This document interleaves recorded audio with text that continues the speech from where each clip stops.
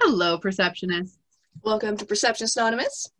I'm Emily. Christiane, and I'm trying to remember that we record visibly now. While also docilely reminding Emily. Like, by the way, don't pick your nose. Right, I know. Camera. We have a code word for it, okay? Use the code word. Oh my god, it's gross. Cool. It's gonna be interesting for the listeners because sometimes I'll if I have to cough or something, I'll put it on mute so we don't hear it on the audio, but then I'll cough and then I'll turn it back on. So you guys will just see me silently coughing or whatever. Aw, that's cute. How thoughtful of you. I mean, I don't cough, so I don't really have that problem, I guess. I understand what it'd be like to be, one of the regular people, but just kidding. I'm watching way too much historical fiction. I am 100%. Me, totally Mary Queen of Scots.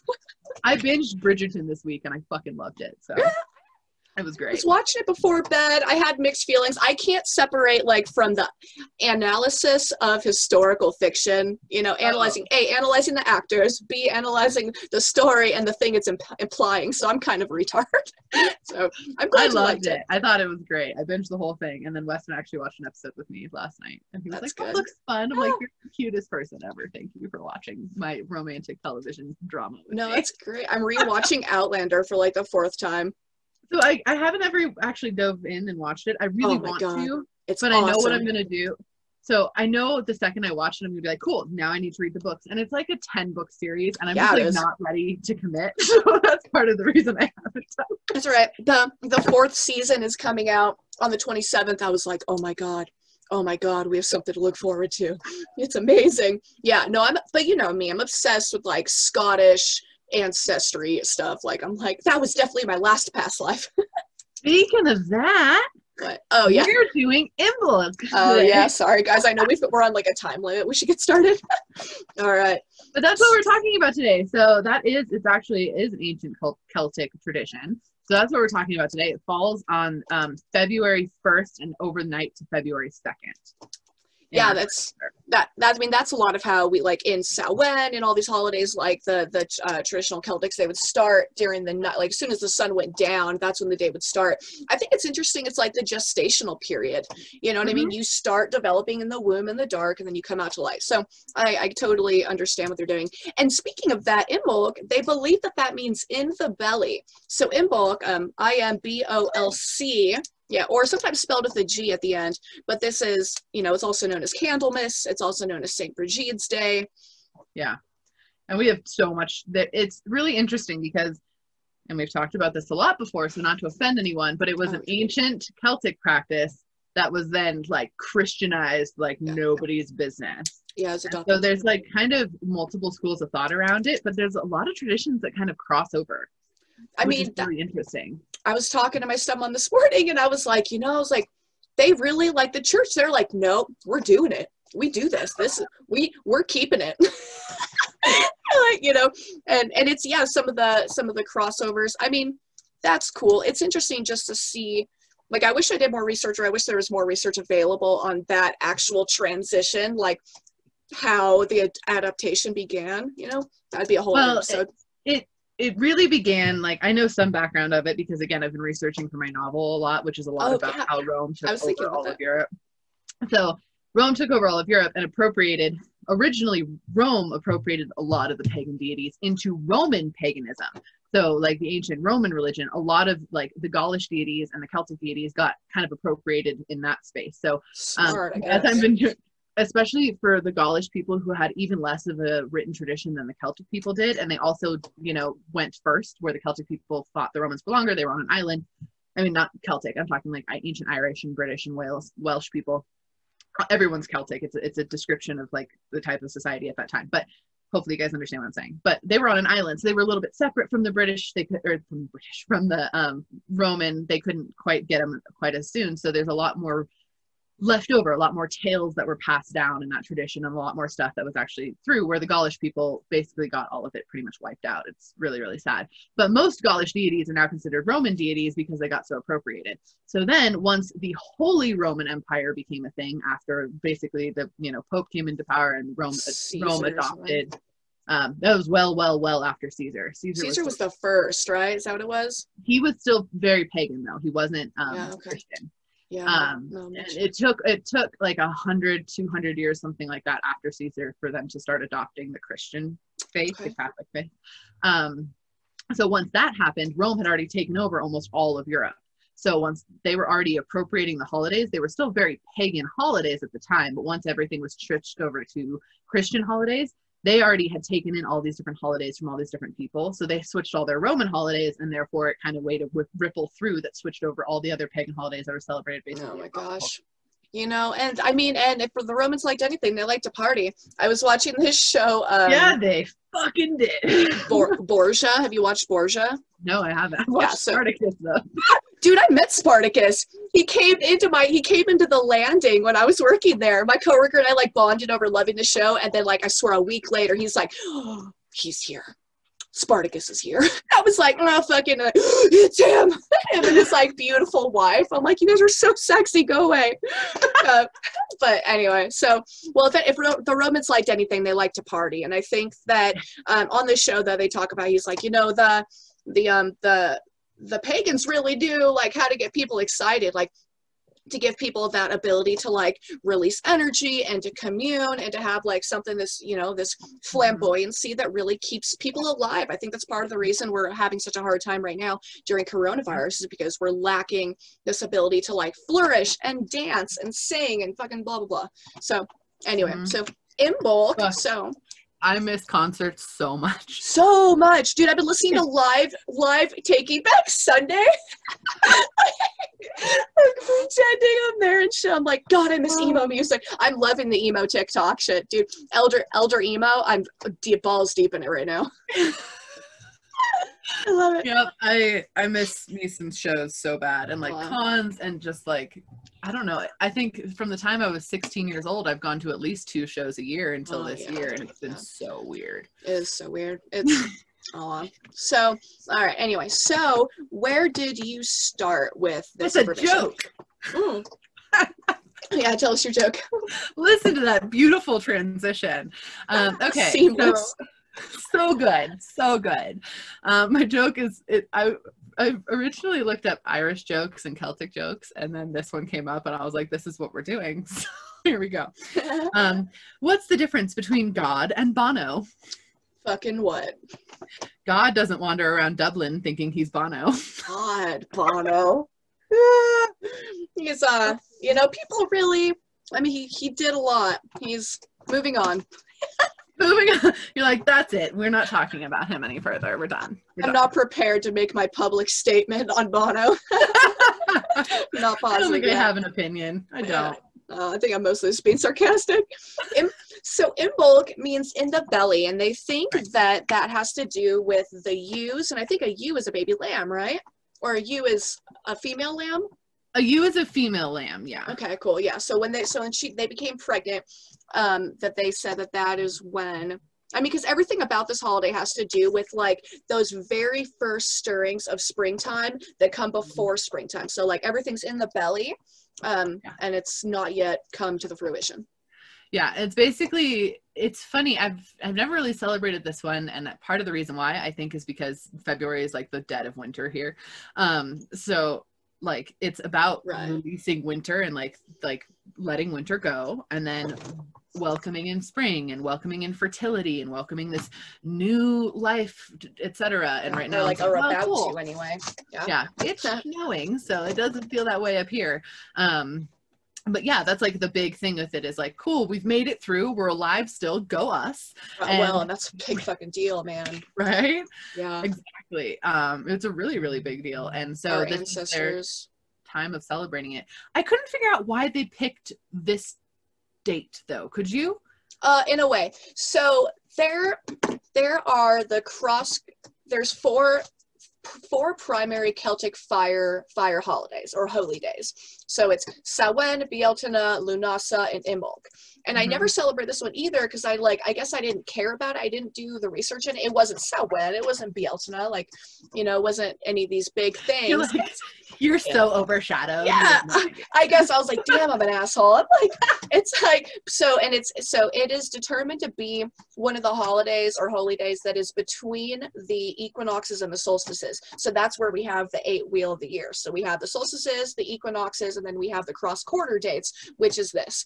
So they just, they said that part of the reason that they determined it was this amount of time is because some of the hardier plants were beginning to show signs of returning to Earth, or returning to life rather. So that's why it was, and this has been going on since the Iron Age, dude. Yeah, the Iron Age holiday. That's so special.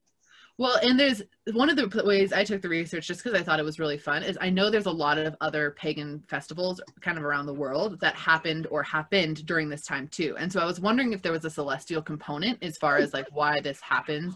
And I couldn't find one. So that's why I asked. I was like, could you find one? Because I couldn't get there. Celestial. The sun's part of the celesting. You know what? The sun is part of the celesting. Yes, it is. Right. End quote. End quote. This is one thing that I found so interesting. I was listening to a YouTube on it, and it said that, you know, so speaking of solar focus, so these are solarly focused holidays because they're documenting like where the sun is in relation to the earth, but that solar focus does not necessarily mean worship of the sun as much as it means worship of the things that come from the sun and that are impacted by the sun, which is everything.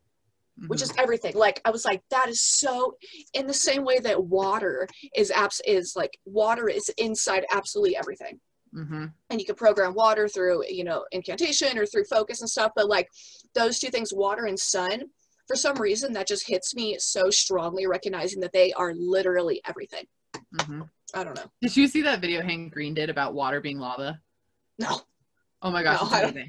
So ice is technically a rock, if we're going by the actual scientific definition of what a rock is. And lava is technically any rock that is melted by basically like internal thermal temperatures, etc. So technically water is therefore lava, and that makes us all lava monsters. So I was not expecting that. I'm in, dude. I'm in. Fuck it. Right? 2021, here we come. I'll be a lava monster all day, guys. Goddamn lava monster I can muster. Right? I love that, though. Truly, I do. And it's light and water make up everything around us. And so there is those celebrations. When I was looking up kind of other holidays, because the one I immediately started with right off the bat is Paternalia, which is the ancient Greek celebration that occurs right now. And that one was more of a worship of the sun god. Pater, meaning father. I could see that, or like fraternal. Exactly. So it was, that one is more about the actual worshiping of Eos, so the dawn, and of Apollo and like the sun coming back and returning. And the Romans, of course, also had one. It's called Lupercalia. Yeah. And the way they did it is actually a season in the classic Roman fashion. Romans did not celebrate a holiday for a day. Oh, fuck no. They celebrated a holiday for like 2 to 8 weeks. That was like a holiday. Oh my God. And that covers the whole year, if I'm correct. Right. Like Saturnalia is like a 4-week long event of just getting fucking hammered. I guess so is Yule, so. Right, totally. So, but Lupercalia was like a 2-week-ish long event. They're like, the sun's coming back. We haven't done that. The lambs are pregnant. Right. Okay, but that also being said, they were in the fucking Mediterranean. The sun didn't leave. That's true, too. Like, the days were shorter, but like, leave them alone. Leave them alone. We all need something to live for. Okay. But it was actually what they were celebrating was it is the holiday that honored Romulus and Remus and their birth. Yeah, and they were found in Rome. Rome. Yeah, so that was it, and it was every bit of the sex crazed drunken Roman holiday that they all are. It started with the sacrifice of a purified goat to cleanse the city. Okay. And then people it gets crazier. They cut up said goat and they stripped the hide, and men wearing only like thongs would run around the city smacking people with the bloody goat hide to give them good luck. Smack the bladder. What's the wine thing? They just run around. Could you imagine? You're like running through the city, like, you get some goat, and you get some goat, and you're like, what the fuck? So what? Oh my god, what was I gonna say? I don't remember. Oh no, like think about the Welsh tradition of I don't remember the name. So it has to do with Yule and it has to do with Christmas, but there's the Christmas horse, where it's like just the horse skull, and they dress it up all fancy and then they ride it into the city and shit. Yeah, it's like Meridwin or something. I can see the name, I can't remember. Anyway, that's fascinating. Right. And then the one other one I found, which is really awesome. I'm ready. And actually, ancient Egyptians celebrated the Feast of Nut. And as far as the records, like the hieroglyphs state, as far as the Gregorian calendar goes, that actually they plotted out the birth of Nut to be February 2nd. So it's actually on the same day. Okay. And it's according to the Book of the Dead. This is like where all of this came from. So it's actually like recorded. So Nut was the mother figure of the sun god Ra. So it was like, hey, the sun is birthing again, and like celebrating her birth. Okay. So I mean, it's adorable. Like every show that we do on these holidays, it just reminds me just how like interconnected our species is. I mean, with our collective unconsciousness, I mean, with the take out social media, take out all these technological advances, and like we have the only thing that we share the planet, and we need to be able to, I mean, we'll return to that. I'm not going to get on my freaking big ass tangent on this shared, like how we need to come back to the planet, you know. But it also was like romantic holidays, like that's kind of where they're like, hey, Valentine's Day is really similar to this because it's coming out of that way. And then Groundhog Day actually started with, which is also February 2nd, started with the ancient serpent coming out of the ground, not a groundhog. So in Gaelic tradition, it was a serpent, like a snake, and they would like watch the snakes come out, basically. And that's there's so like interesting. There's a bunch of like passed down stories where like if the snake, like a snake would come out and sing this song, and like there was a specific poem. It's in Irish. A lot of money for that song. Right. It's in Irish. Like, okay, here's the poem translated. I'm ready. The serpent will come from the hole on the brown day of the bride, which is Brigid. Yeah. Though there may be 3 feet of snow on the surface of the ground. But it was a song. Interesting. Well, that's a good, I wonder where the transition into a groundhog came. I'm not sure. I have this here that there's a weather proverb that it like directly ties it. I mean, there's a farmer proverb, a German proverb, Candlemas superstitions, but it says the weather proverb: if Candlemas Day be fair and bright, winter will have another fight. If Candlemas Day brings cloud and rain, winter won't come again. If Candlemas Day be dry and fair, the half of the winter's to come and mare. If Candlemas Day be wet and foul, the half of the winter's gone to Yule.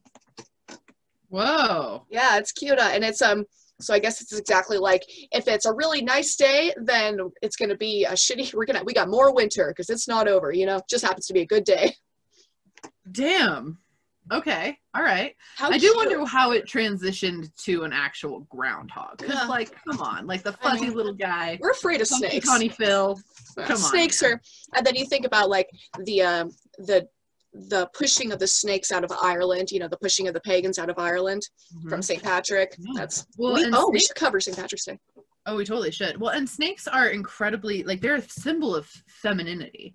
Yeah. You know, like historically, and then through tons of different pagan religions, and even in Christianity, it is like truly a symbol of like femininity. And so it makes sense, like, hey, we're celebrating a day where we're bringing life back to the earth. Like, life is coming back. Even if there's snow on the ground, the snakes will come out, and we thank the snakes for coming out. That is literally like thanking the feminine energy for coming back to the planet, basically. I mean, like the kundalini, the energy at the base of the spine. Yeah. That's interesting. So one thing that I found that was cool. So obviously, as we talked about very briefly, these holidays were Christianized and they were taken over. So one of the days that this is referred to as Candlemas is the day that Jesus was presented to the temple. So it's like the presenting of the Lord Savior. So he was born on, December 24th or whatever for the Christian mythology, and that he is then 40 days later he is presented, and that was because they say that it was custom to bring a Jewish boy to the temple 40 days after being born. So that's like, so considering he was Jewish, like that, what today was the day for that. So it just happens to like cross over, which is really incredible timing considering all the other stuff in the world.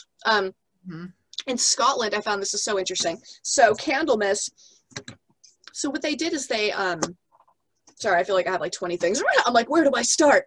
Totally get it. They blessed the candles for the rest of the year. So like candles, they were determined to, you know, they lit the room. They kept us warm. They drew away spirits that would keep, because they drew out the shadows, you know, so they were able, like, candles, our entire life revolved around these candles. So they would gather all the candles that they would use over the year, and they would bless them so that they'd be sprinkled with like blessings and with good luck for the rest of the year. And the church still does that. Wow. Mm-hmm. Well, that's really cool. Yeah, I think that's super special. Yeah, like I didn't realize what like Candlemas was like in the Christian, so that makes more sense that is something that they actually like they do for that reason. I get that. That makes sense. The same way that they did on like on Epiphany, they do the holy water. Like I like that there's like set days. Yeah, I mean, isn't that beautiful? It says here this in Scotland that the child that brought the most money into the church, that there would be this Candlemas king or queen, and that they would be able to pick one playtime a week where they would just have the whole evening to play, and they would be able to release one child out of punishment that week. Like a child that would be in trouble, they're like, nope, we're saving him. You know, I am the king. Like, isn't that interesting? My brother, no, you can punish him, but that kid. Right, yeah, that kid called, yeah, I don't even know. That's funny. That's awesome. Okay. Yeah, so the next place I kind of went with the research was like, who the heck was Brigid? Cool. Brigid. I'm not entirely sure. Brigitte, I've heard too. Yeah, like I've heard it in a bunch of different ways, and there's like a ton of different roots to the word even that I was like. Yeah, I have some of those too. Yeah, because there's Saint Brigid, who like obviously the Christian tradition adopted, and the historical records are really blurry if like an actual saint lived, like if she was an actual woman that lived, born in Kildare, or if they just like took over this deity and made a story of a woman who was her. Yeah, maybe. I mean, the same way we could speculate Jesus' birth, you know? Yeah, totally. And it just, the reason, there's like a lot of different like similarities between the two. So they're like, it kind of feels very similar, as in like, you know, she was said to be born in Ireland. She was said to be really connected to sacred flames, like the actual saint. When we talk about the saint that lived, it's like, this is exactly what the goddess was about. So like, there's a lot of appropriation that feels like kind of happening. But you know, who knows? I mean, again, there's not like, yeah, it's not a ton. However, yeah, so Saint Brigid or Brigid or Brigid or whatever it is. Or I've heard it breed. Brigid. So she was the goddess of fire, blacksmiths, wells, healing water, springs, poets, motherhood, fertility, and abundance. So she just covered all the things. All the feminine things. The things that keep you alive anyway. Right? Yeah. Smithing, I don't know how, like, if that was necessarily feminine, but still. Yeah, the forging. Well, I guess that probably goes back to her fire, but I'll talk about the hearth after. Yeah. And she's also the goddess of all things that are perceived to be relatively high dimensional things back in the Celtic tradition. So high rising flames, highlands, hill forts, upland areas. Wow.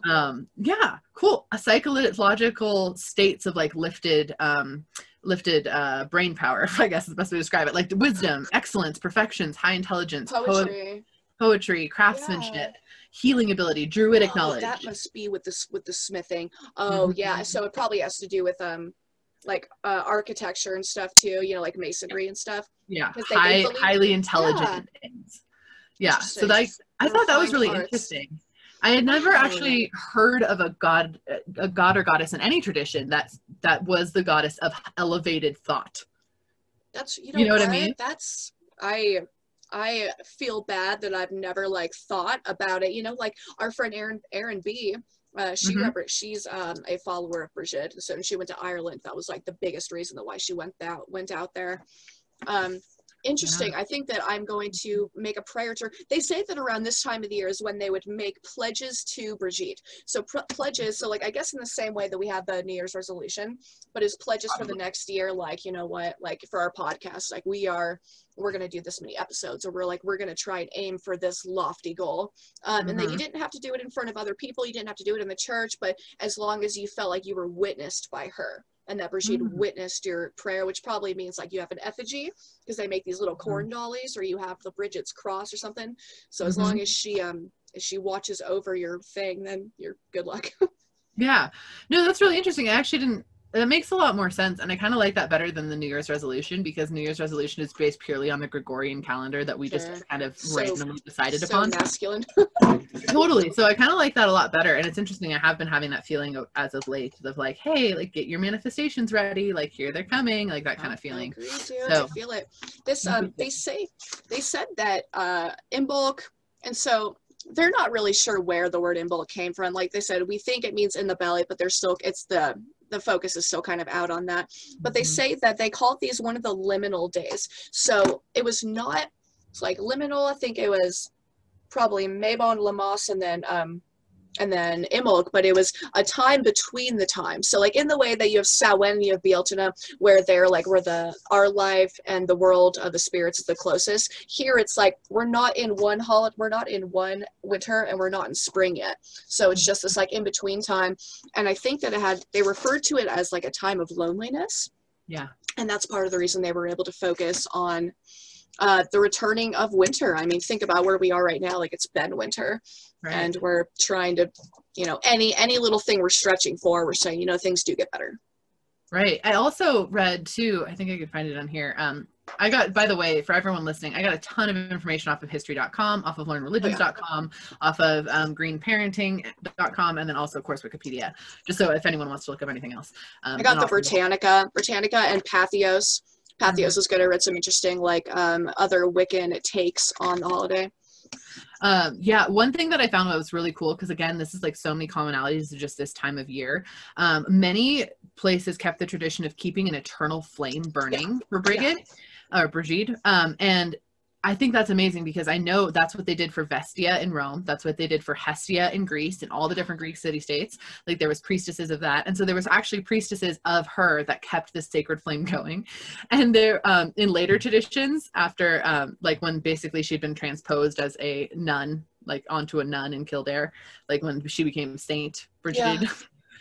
They were saying she was this nun in Kildare, Ireland, who tended this flame. And they say that she built a hedge around the flame, and no man could cross the hedge. And anyone who attempted to cross the hedge was said to be cursed, go insane, die, or be crippled. Holy shit. That's one sacred yoni. Right? Yeah. I heard a much more docile version. Right. Well, right. And I'm like, okay, all right. So we're saying she's a saint because she guards a flame that makes people go mad. All right, then that's fascinating. That is interesting. I guess it's like a reminder that the sun still exists. Mm-hmm. That's, I think, what it is. And also people would go near both the place where the flame was kept and also to wells or holy hot springs, things like that, and tie cluties, which are just strips of cloth that have been blessed and purified, and that is their intention. And that was one way they could be witnessed. So you're talking about the witnessing, and that made me think of what I'd read on that. And that's, people still do that now, and it's called, what is it? It has an actual name.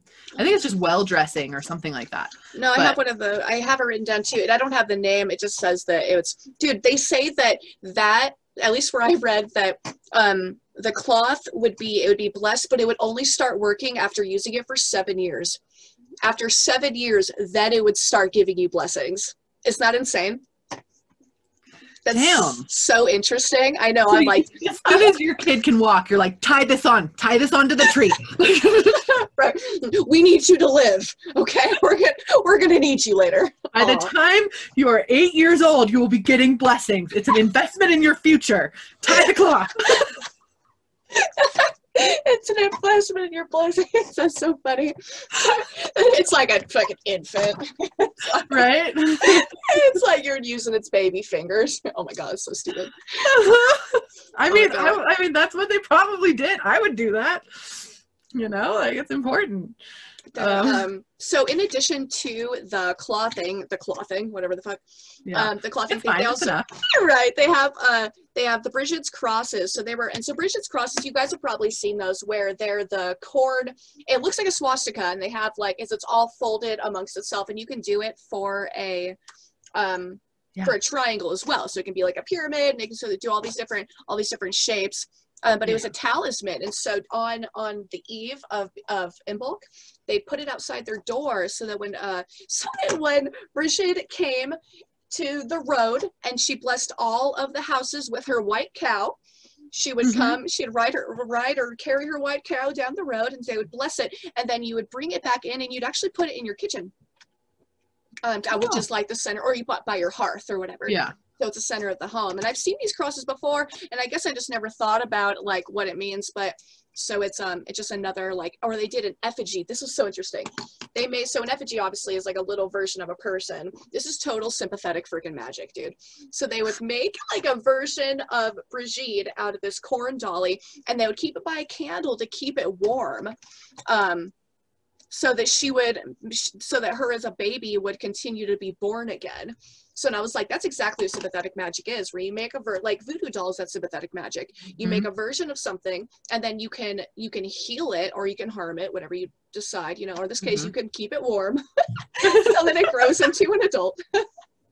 So I found that so interesting. Yeah. I was reading someone like they make theirs out of cloth now. Like they do it with their kids, and they like make it out of cloth, awesome. Which is super cute. And they call it the doll of spring. And they put it like near their bed during the winter so that they keep the energy of spring until they get to make another one, which I thought is really cute. That's great. And then when it's time to make a new one, you go out to a sacred place, either under a tree, under a hill, in a stone circle, and you put her to bed in that place. Oh my gosh, I want to do that. Isn't that cool? That is cool. I mean, we still have time. I mean, it's only that we're recording this on the 21st, so I know. We've got. Yeah, so you make her to welcome in the energy of Brigitte all year long. I'm just gonna keep fucking up her. I'm gonna say it like 18 different ways. Oh, we don't know. Brigitte. Oh, well, actually, let's talk about that. I've got all of her other names here too. No offense.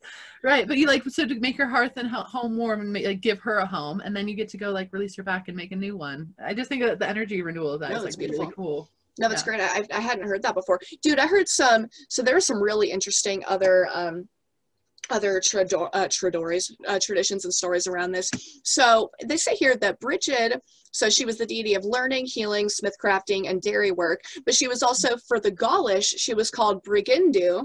In Sanskrit, it was Brati, so Brhati, or Brigandia. And she very well could be the definition of Minerva as well, or she's the correspondent to Minerva.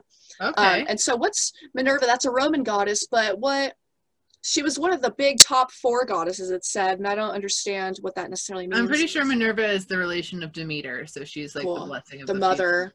The sowing, the growing, yeah. Cool. All right, I see. I'm pretty sure, but I'm not as good as Roman deities as I am with the Greek deities. So yeah, fair enough. Take that with a grain of non. Right. Oh, they called her Biddy as well. So Biddy. So do you know the website Biddy Tarot? Uh-huh. Yeah, okay, so that just made me think of it. I was like, I wonder if it has to do with like Bridget Tarot. I don't know, whatever. But I think that's her name, the lady of Bridget Tarot. Oh, is it? Oh shit, that's maybe her name's Bridget too. Who knows? Yeah. So from now on, I'm going to call Brigitte Biddy because I know how to pronounce that. So that's so cute. And Nora, I can spell it as well. It said that so I've talked about the corn dollies, I've talked about the cloth thing, and we've talked about the Brigitte cross a little bit, so that was used as a talisman. However, there was this thing, so there's 2 different holidays. In the north of Ireland, it was different than the south of Ireland, how these were celebrated. Girls or boys dressed as girls would carry a straw version of Biddy, so like a bigger dolly of her, and they would carry it door to door to every house on the road or wherever they decided to go, obviously kind of like trick-or-treating, but they would sing and dance in favor for money. So they would sing and dance, and they would bestow upon the household luck and abundance and all this stuff, and then the people would give them money, and that was called the Bridiogs procession. So mind you, Celtic is really difficult to translate, so it's spelled Brideo with an umlaut G, and that's called the Bridiogs procession. However, in the Southern Ireland, I have to read this because I just thought this was so fascinating. I'm so about it. So all right, I'm just going to read the whole thing. It says, so in the Bridiogs procession was the central component of the Imbolc rites in the southern countries, there was a tradition called the threshold rite, which, actually, other way around. This is in the north. They said there are many variations across central and northern Ireland, but in general, it went as follows.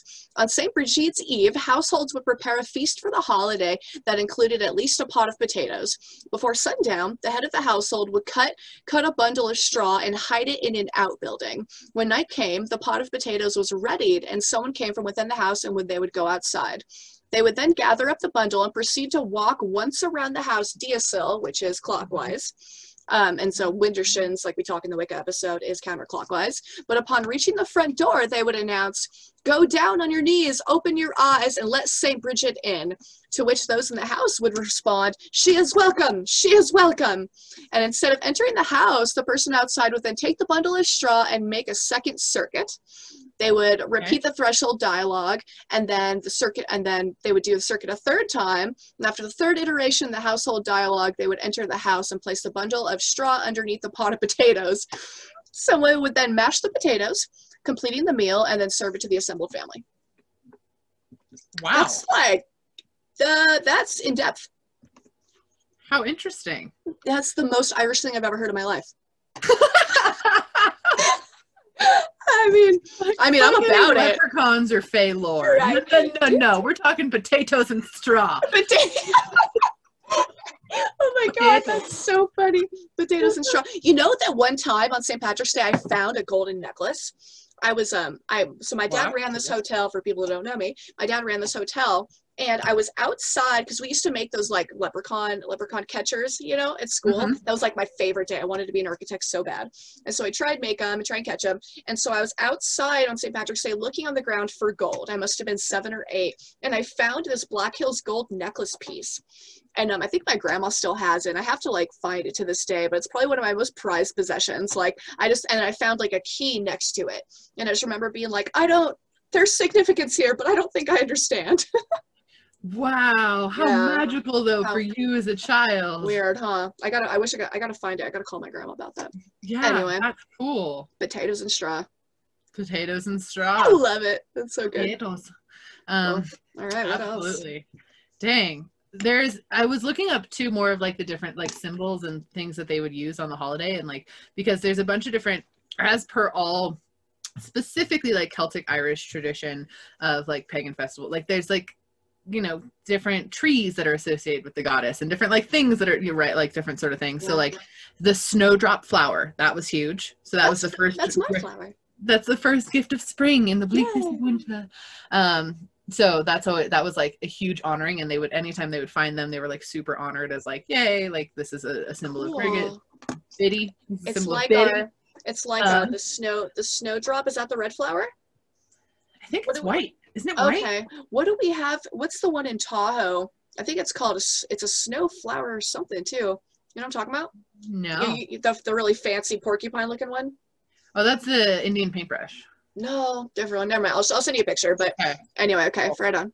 Yeah. Swans were also a big symbol of the day because swans mate for life, and they represent loyalty, fidelity, and faithfulness. Leda and the swan. And so if you found a swan feather, that was like a huge, like powerful amulet talisman if you kept it on your person, or if you tied it to your cross that you made for Saint Biddy, or for the deity Biddy. That was like, it was like an extra super blessing that she would come and bless you extra. Wow. Right? How interesting. Of course, the Flame in Bulk is a fire festival, of course. Yeah. Right. So hearth fire, the wheel of fire, the whole thing. Yeah, they would hold their they say, I guess, the procession. So I guess, so this was a thing that I know at least about Samhain, is that they would light bonfires on different hilltops, or on all the hilltops in Ireland or Scotland or whatever. And then they would take the people, every household would go there with a torch, and they would light it from the big bonfire, and then they would bring it home, and then they would light their fire there at the house. So I'm wondering if it has like, I wonder if it's still like a continuous thing, if that's what they would do then too. I wouldn't be surprised. Yeah, I wouldn't either. That'd be romantic and adorable. Right. And also the cross was a symbol of a fire. That's what like this would symbolize. It's like a wheel of fire. So like the four Celtic holidays too, or the fire holiday. Okay. The 4 fire holidays. And they were like, they brought it in for protection. And like one of the sources that I read, where I think it was like I think it's the Goddess and Green Man source, was saying how they had met a customer who came into their shop who recently like found a house, like a really, really old house, and had over 200 of these crosses put up around their hearth. So that's like 200 years of continued protection of making these crosses. Like, isn't that neat? Gosh, what a family. Like, Right. I hope that we have things like that. Like in America, I mean, I have maybe 2 things that I inherited from my mother that she inherited from her mother, you know, like there's not a lot. And maybe that's just my particular family, but it'd be interesting to like, I wish that that was something that we would maintain, and maybe our generation will. I mean, we're pretty sentimental. Yeah. I mean, I have both sides of my family are really, Catholic. I have like a full binder. No, they're not actually. I have a full binder of my genealogy from both sides of my family. It's beautiful, dude. So like, that's awesome. there's like, yeah, both sides of my family are really about that, like passing down different heirlooms and all that sort of thing. So like, I have a lot of really cool. From like one of my favorite ones is from my great grandpa. He gave us all of his dirt, and I love it so much. Oh yeah. Oh my gosh. Oh yeah. Because you would appreciate it. So for the listeners, you guys don't think I just got a bag of dirt. I did kind of. But basically, my great grandpa, designated written on. my great grandpa, who's still alive, by the way. He's like 95 or something. Oh wow. Really old. But he's done everything you could possibly imagine a person could do. Was a World War II hero, like all the different things. He's just an incredible person. But every place he's like traveled since basically World War II, he's kept a little jar of dirt from that place. So I have jars of dirt from like his family farm and my Grammy's family farm and all over Europe and different places in Hawaii, and a jar of jade before the jade pretty much got mined out along the coast here of California. He like went to a beach that was just covered in jade pebbles and just scooped it up. And so he's like a little jar of jade from those just straight off the beach. So that's one of my favorite things that he gave, which is that's less awesome, like dude. passed down or anything like that. It's not like 200 years, but it's still a long time. No, it's really beautiful. Cool. I have this tapestry my mom, obviously my mom was sick for a long time, for those that don't know me, but she passed away almost 2 years ago now. But in the back of her closet, when we were going through her stuff, she had this bag, and it was written on, it was like, "For Christiane, do not mess this up, do not lose this. This is the only thing that I inherited from your mother." And it's been on the wall, and it's like this big elk tapestry. All right, looking good. Awesome. All right. And 3, 2, 1. So one other note on the Brigid doll.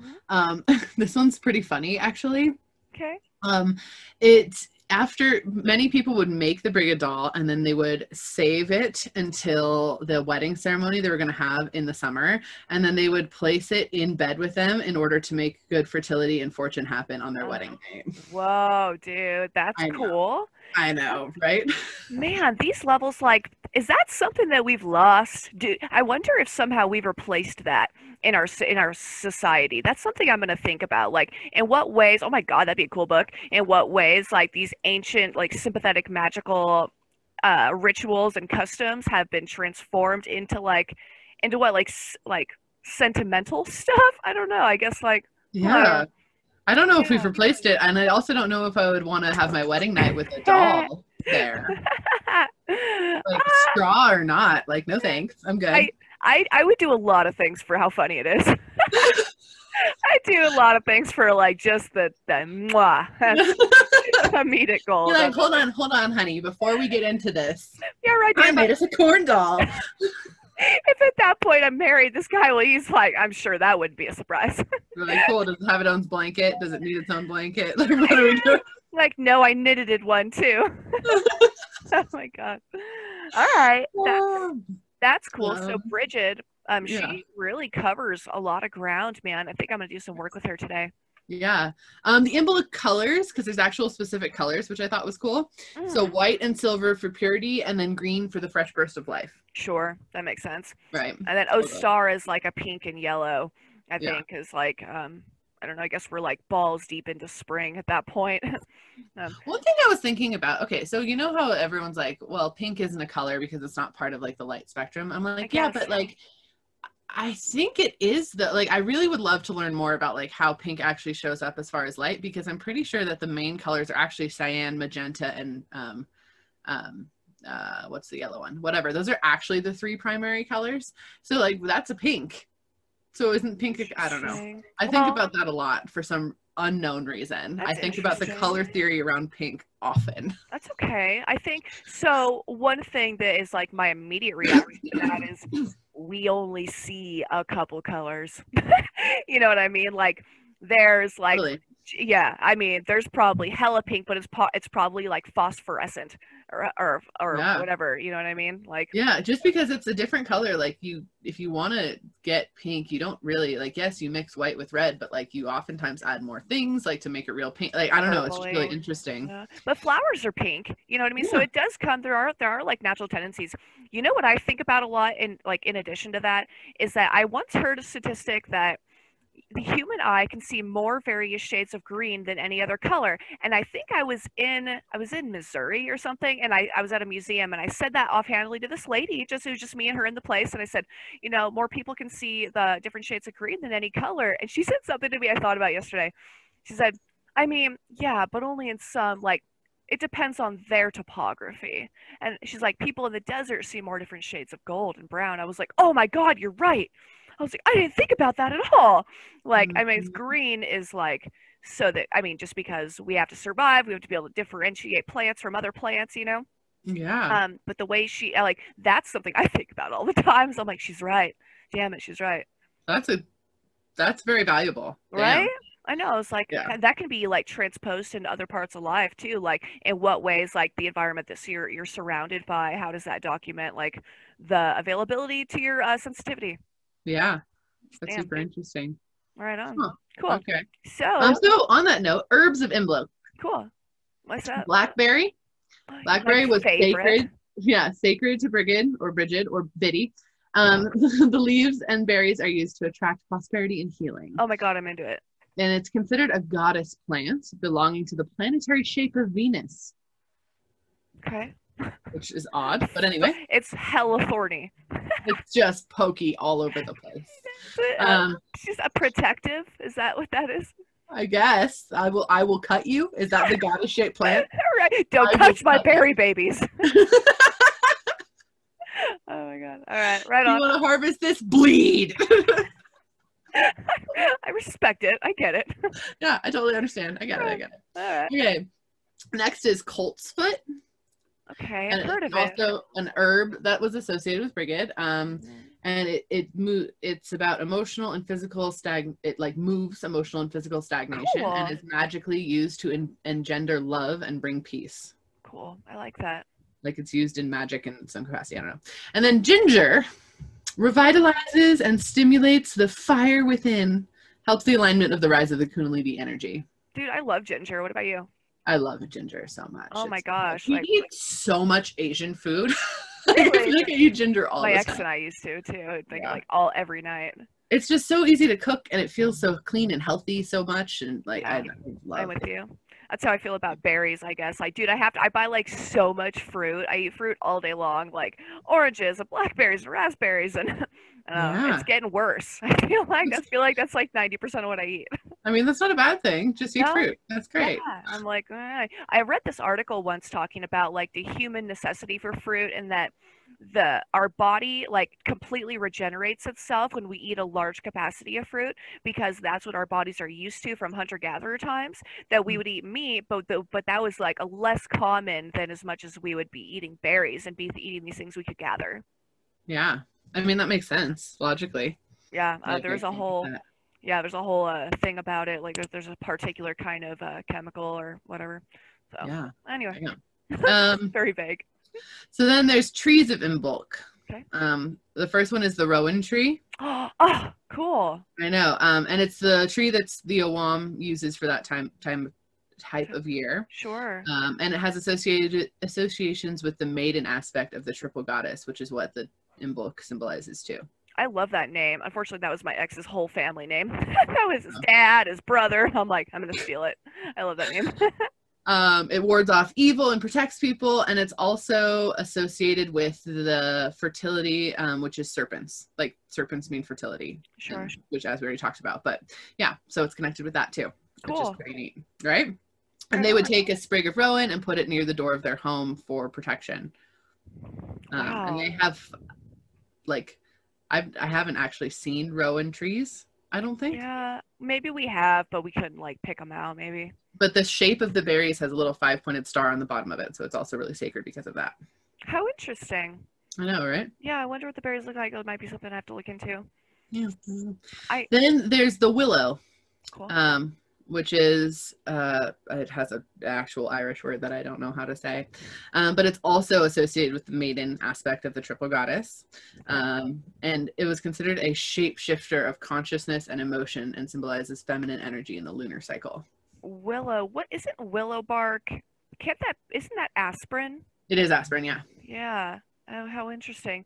One thing that I think about pretty often, once again, is how did we determine, like, this is one thing I'm pretty skeptical of, and one thing that's like turned me off to some parts of Wicca, or turned me off to some parts of New Age stuff, because I'm like, how do you, like, this particular plant is for protection? How? I mean, Well, those are really ancient. So yeah, well, it's even the then, ancient like, peoples I don't know. established what that was. Like that's I where I was wonder talking how. from anyway, the source material. I mean, now I know there's people that are just like, this is this. Well, that's okay. It But is. either way, I'm But just wondering, like, and this is for fertility. This is for, like, that's just, it's yeah. interesting. I guess it got lost along the way. The willow is because it bends so easily, it's considered the tree of flow. Oh, cool. I can see that. Yeah. So like that's I think what the best could- translation I found. Yeah, I could see where that would be like maiden-like, just because it's so like it's not rigid and it has it's like such thin like are those called what are Leaf the yeah, but like strings? strings? Yeah, I'm like, what would they call that? Interesting. Leaf Willow branches? thing? I guess But they're the branches they are are. the best part. Huh. Yeah, I wonder. Well, anyway, if any of y'all know, call us. Yeah. What do you call the willow leaf strings? I'm gonna Google it too.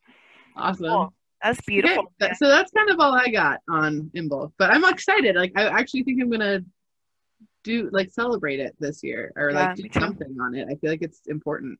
Yeah, me too. I really didn't. I wish I had realized a little bit earlier that it was one of the four Celtic the four Celtic fire festivals. So I Yeah. didn't realize like how, I'm like trying to recreate these things in my life, and I was like, oh yeah, but this is a big one. Like just because you don't know anything about it doesn't mean other people don't. It's not important. So It's directly between the spring equinox and the winter equinox. It's like right the middle. yeah, So I'm gonna do it. again, How like beautiful. we lived. We Let's lived. celebrate shit and have babies. Yeah, that's awesome. That's Cool. what it's Thank about. you, St. Bridget. We dedicate this episode to you. Or Biddy or whatever. we're Oh, calling Biddy. it. Hopefully you don't mind, but it's Biddy. She's No, like, I'm old now. I don't care. Call me whatever you want. do you want to do a card pull really fast? Yes. If you have your cards nearby. I didn't want to wear my glasses because it was. Put you 'em can't on. see anything. But, Getting serious now. yeah. Oh, you know what? I have the only deck I have in front of me is my Wildwood Tarot. All right. So we haven't pulled from this one in a long time. Let's Kind of see. appropriate since we're talking about Imbolc. Yeah, that's what I thought. Cool. Ooh, oh. There it is. Ready? Okay. So the Eight of Stones, this card is represented by the word skill. So what he is doing, I guess, like, Interesting. how can this It's like- represent? He's carving rocks into bowls. Yeah, and I guess, and it's like, it seems to me like there's a bunch of different versions of it. Like he started out and there was like the first one wasn't very good, the second one was better, and then he's slowly progressing and getting better. So the Eight of Pentacles. So he's progressing his skill and he's able to like, and not only is he making bowls, he's making these other shapes. So I guess maybe it shows our relationship with our ability to build things and our relationship to interact with the world in such a way where something will be given to us and it'll seem like it's such a structured, unmalleable substance, and that we've as humans been able to grow to work with it and to work with the components of it and change it for our own betterment. So I don't really know how that works with Imbolc. I guess maybe it has to do with all of the little like crafting that's done on Imbolc. Maybe that's something that we should take into consideration. I'd be really interested to see you guys if any of you do any crafting or any of these like dollies or anything. I think it's a time of manifestation, like we talked on before. So I think it's creating what you want. Oh yeah, like determining what exactly it is. And I guess like ritualistically, like I've said a lot that when you go into ritual, you try and gather as many things of of one energy to draw it to you as you can. I think that's what he is. He's trying to create as many representations of what he wants in his life. I feel like I need to draw this next card too. Oh, the Green Man. All right. He's cool, dude. Look how cool that is. Oh yeah. Yeah, I love that card. I guess it just has to do with our relationship with the planet and how we're able to work with the elements and work with the things that have been given to us in order to honor the earth as well and to honor the seasons of the earth. Yeah. That's what I see. Awesome. That's a beautiful reading. Yeah, God, that card's so beautiful. Right on, you guys. Happy Imbolc. We would love to hear back from you and see what you guys do. Has anyone ever made a corn dolly? Has anyone ever made a Bridget's cross? Yeah, I have. I feel like I have made a doll, but I think it was right around the same time, but I don't think it was. Maybe it was like Sunday school or something for St. Bridget, though. Oh, yeah, right. Oh, my God, how funny. Now that I think about it, I think it would probably be for that. I don't know why else I would have done it. So yeah, that makes sense. That's cool. Right on. Maybe I'll try and do it. I'll go. I do live in Gardnerville. We got hay here. We got hay here. I would rather make the cross, I think, than the doll. Yeah, I'd be making the cross for sure. Yeah, doll's like, that's good. Yeah. Anyway, on, you guys. Perceptionists, thank you so much for tuning in. We genuinely appreciate you. And this episode was super fun, so we would love to hear your thoughts on it. Again, if you've had any really big, crazy spiritual experiences, you want to be featured on the show, be sure you email them to us, perceptionistanonymous@gmail.com. It is also linked in our little show notes of the episode, so if you want to like copy and paste the email address, you can do it there. You can also follow us on Instagram @perceptionistanonymous. You can go on YouTube if you haven't gone on there before. Obviously, if you're watching us on YouTube, hello. If not, hello. Perceptionist Anonymous is the name there too. I know. It's a surprise. Yeah, and we just really appreciate you all and are really excited to keep going on this awesome journey. We have some really fun episodes coming up, so excited about that. And as always, remember